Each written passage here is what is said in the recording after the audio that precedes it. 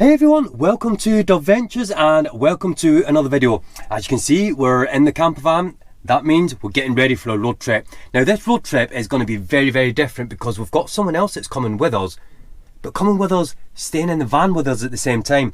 Never done this before, so this is going to be like a very different road trip. Really excited to introduce you to who's coming with us. Now, because we've got about a day where we've got to get everything ready, I'm just out here. As you can see, everything's a mess at the moment and everything, and we normally travel when we've got like the seat down, so we've got that. We're gonna have to like lift that up because, like I said, we've got an extra passenger as well. Now on this road trip, we're actually meeting up with some people as well, and we've actually got a van meet in Scotland as well. So much to do. Right now we need to get ready for this amazing road trip.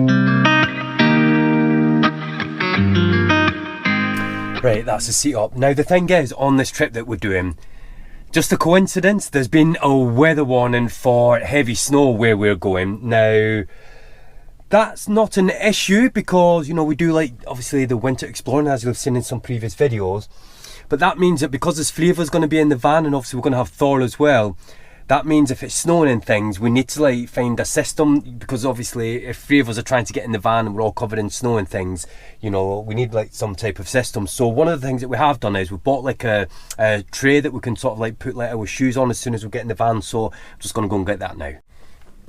Just brought some more bedding in as well. So yeah, what we've done is we've got this plastic tray, you know, so it just means that like when we get in the van we can just simply just like take our shoes off and put it straight in there. So now we're going on this road trip for a week, and like I said, what we're going to do while we're up there, we've arranged a van meet that we're really excited to meet some of you guys up there, because obviously when we have van meets sort of like in England and things, it can be a bit difficult sometimes for like all the people that want to come to the van meets, and it has been suggested so many times, do a van meet in Scotland. So what we've done is we've spoke to a campsite, and when we get up there, you know, there's a lot of pictures that are booked out and that, so we're really excited to meet you guys. So yes. Right, what we need to do now is we need to get all the bedding made up and everything, and we need to go and get the food in the van, and then tomorrow when we actually set off, that's when we're going to be putting like the fridge in the garage space and everything, but we'll show you all that as we do it. So guys, I just need to share this information with you. This just is unreal. So I got a letter from the police, and apparently someone has reported me for driving whilst filming YouTube videos. Right, okay. But let me just read this letter to you. We, the police, have been made aware of footage posted on YouTube which shows you whilst driving a Volkswagen vehicle and filming yourself doing so. Right, so I've had a letter telling me that they've been made aware that they have video footage of me driving whilst filming myself. Yes, I do this all the time. It then goes on to say, whilst it is not clear from the footage if you are holding the camera whilst you're driving, this could be an offence of using a handheld mobile or handheld device. Right, okay, well if it's not clear, then why are you wasting your time sending me a letter? Okay, we'll go more into this. Then it goes into the legalities. It is an offence under the Road Traffic Act whilst even sat stationary in traffic to film like this. It then goes on to say that the offence of any holding handheld devices while driving on a vehicle can carry 6 penalty points and up to £1,000 fine. It then goes on to say, as the user of the vehicle at the time of this incident, this letter, now I'm sorry, but this is out of order. This letter is to warn me, that if you, the driver of the vehicle, is seen to be using a mobile phone or a device in a similar manner on a future occasion, you will be liable for prosecution. Has anybody else clicked on here about like what I've just told you? I've had a letter threatening with a warning saying that if I am seen doing something in the future that I have not been seen that has prompted this letter, but if I am seen in the future doing something like this, I'm liable to prosecution. What? So, one of you lovely people out there that watches our videos has took it upon yourself to play private investigator and report to the police that I am filming myself whilst driving. Very observant of you, whoever reported me. You are correct in this. But what you are not correct in and have no proof of, and the police have no proof of, is that I was holding it. Because I wasn't holding it on any of the footage that I've ever filmed whilst driving, because I actually have the correct equipment to sort of like put the cameras into sort of like place where there's on suction cups and things like that, and it holds and it films me. We do have a Patreon account that shows a lot of behind the scene things, and the Patreon account that we have, it does show that this is how we film behind the scenes when we're driving.